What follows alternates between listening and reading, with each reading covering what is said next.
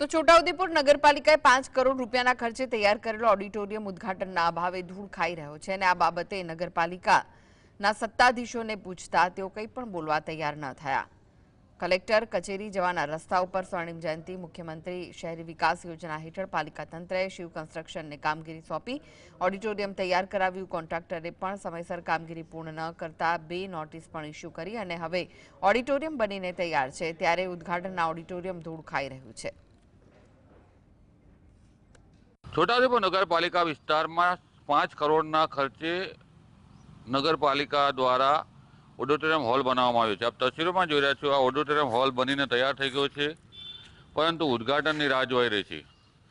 5 કરોડ રૂપિયાના ખર્ચે આખું બિલ્ડિંગ તૈયાર બન્યું છે। આમાં અનેક કાર્યક્રમો થઈ શકે તેમ છે, તેમજ સ્થાનિક લોકોને પણ આ હોલ ઉપયોગી થાય તેમ છે, પરંતુ આનું ઉદ્ઘાટન ના થતાં હાલ આ ધૂળ ખાઈ રહ્યો છે હોલ।